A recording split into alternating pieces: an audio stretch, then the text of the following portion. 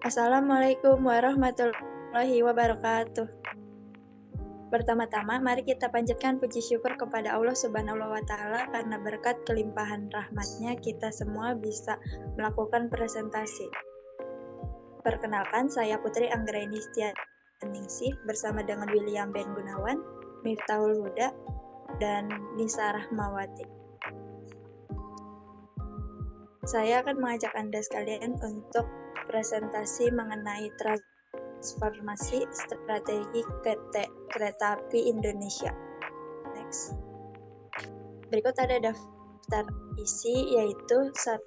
Pendahuluan, ada latar belakang permasalahan perusahaan. 2. Company profile PT Kereta Api Indonesia. 3. Isi dan pembahasan identifikasi strategi key success factor. 4. Penutup, yaitu ada kesimpulan dan saran. Next.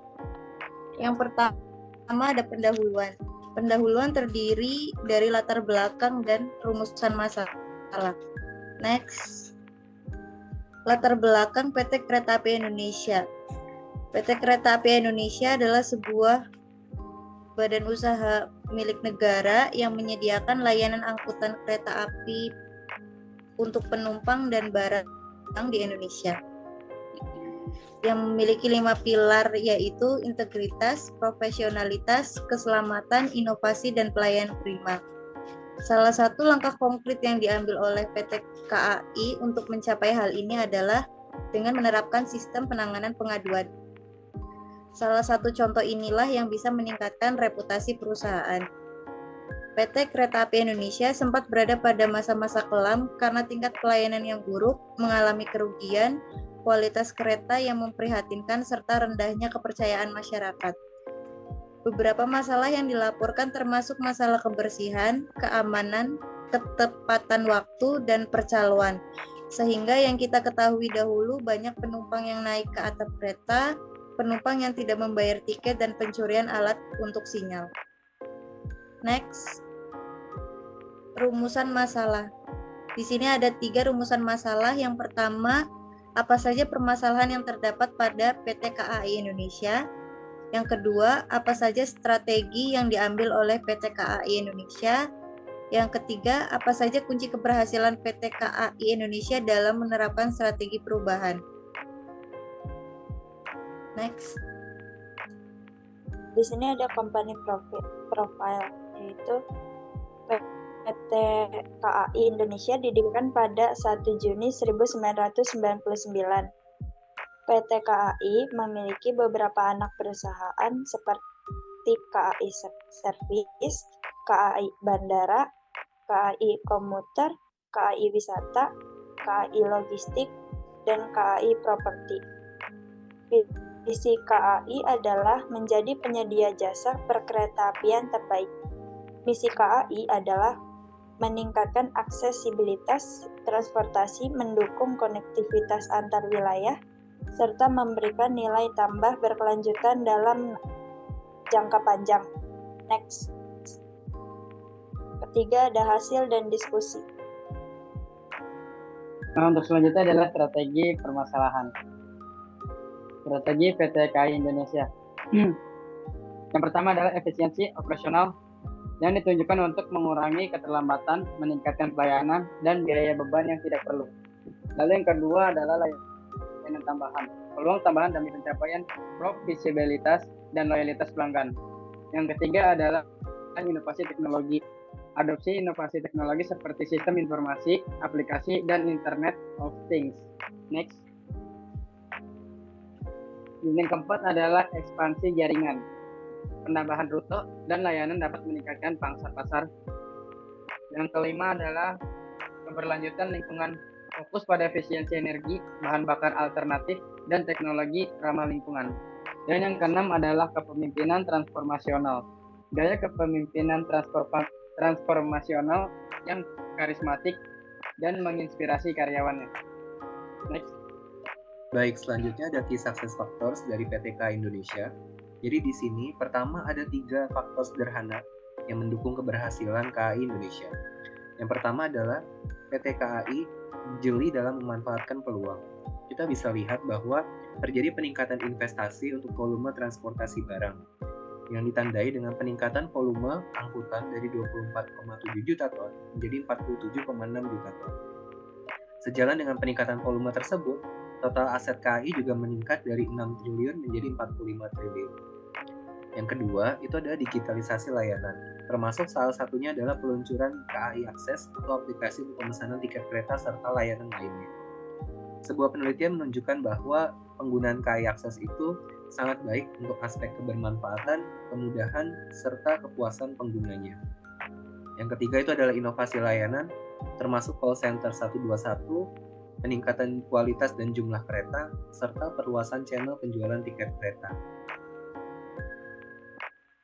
Penelitian Angga Dwita dan Dewanto itu menyebutkan bahwa sukses factors lainnya itu adalah kepemimpinan, sumber daya manusia, kemampuan mitigasi risiko, manajemen, dan teknologi. Penjelasannya ada sebagai berikut. Jadi kalau dari aspek kepemimpinan, KAI berhasil mengembangkan pemimpin-pemimpin yang profesional serta berpengalaman, mengembangkan sumber daya manusianya, inovasi, serta menghadirkan pengalaman serta performa yang baik. Dari segi manajemen, pihak manajemen berhasil mengubah kultur kerja atau budaya kerja, serta mempercepat proses penyebaran informasi dan strategi. Dari segi manajemen resiko, PT KAI Indonesia juga melakukan implementasi GCG yang baik, termasuk juga evaluasi yang secara periodik. Dari segi human capital atau sumber daya manusia, mereka menghilangkan senioritas, memberikan sistem remunerasi yang baru, berfokus pada customer dan keselamatan, serta dari segi teknologi, mereka memanfaatkan ICT dengan baik. Penelitian lain oleh Prihatin pada tahun 2017 itu menemukan bahwa di balik kisah sukses Pak Jonan dalam mengubah KAI, ditemukan etika kerja yang baik serta kerjasama kelompok yang baik. Kepemimpinan yang dilakukan itu juga bersifat integritas, kemudian memiliki visi, komitmen, konsistensi, serta kepemimpinan yang menjadi panutan. Selanjutnya, berdasarkan teori Kotter atau 8 langkah perubahan oleh Kotter, itu KAI Indonesia berhasil melakukan ke-8 langkah ini. Sebagai catatan, di tahap pertama, urgensi perubahan, KAI Indonesia itu memberangkatkan 1.200 karyawannya itu untuk training di internasional, sehingga mereka punya wawasan lebih luas terkait apa yang perlu dibenahi atau diperbaiki dari KAI.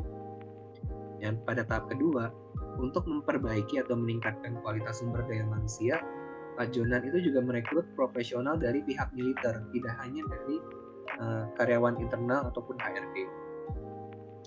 Dari segi kepemimpinan, Pak Jonan ini juga meningkatkan mental karyawan, disiplin, serta pemerintahan atau pengorganisasian yang baik. Pencapaian singkat KAI itu berhasil ketika memasuki masa lebaran. Dan ketika mereka berhasil atau memutarbalikkan keadaan, menghasilkan perubahan-perubahan yang baik, mereka menggunakan perubahan tersebut untuk kembali menghasilkan perubahan yang jauh lebih baik. Sebagai contoh dari segi profitabilitas. Sebagai informasi, pada awalnya KAI itu merupakan perusahaan yang merugi. Tetapi setelah mereka berhasil memutarbalikkan keadaan, mereka menjadi untung atau profit, mereka menggunakan tersebut untuk kemandirian biaya operasional. Dan yang menarik, di tahap ke-8, KAI itu berubah haluan dari yang awalnya fokus kepada produk mereka, yaitu kereta, menjadi kepada customer atau kepuasan pelanggan. Budaya-budaya kotor dan korupsi itu juga disapu habis sehingga hilang dari KAI Indonesia. Saragi pada tahun 2015 juga mencatatkan beberapa aspek yang dapat mempengaruhi kesiapan kereta api Indonesia untuk berubah, baik dari segi pemimpin atau leadership, serta dari segi follower, pengikut atau karyawan. Yang mana dua aspek ini menghasilkan komitmen organisasi untuk change readiness atau kesiapan untuk berubah. Untuk aspek lebih lengkapnya ada di sebelah kanan terkait apa-apa saja sih karakter yang muncul selama proses persiapan perubahan ini.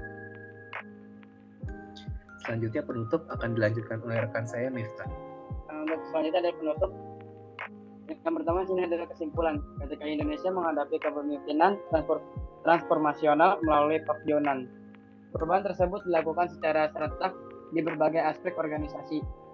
Hal tersebut yang membuat PT KAI Indonesia menjadi perusahaan dengan kualitas bagus saat ini. Selanjutnya adalah saran.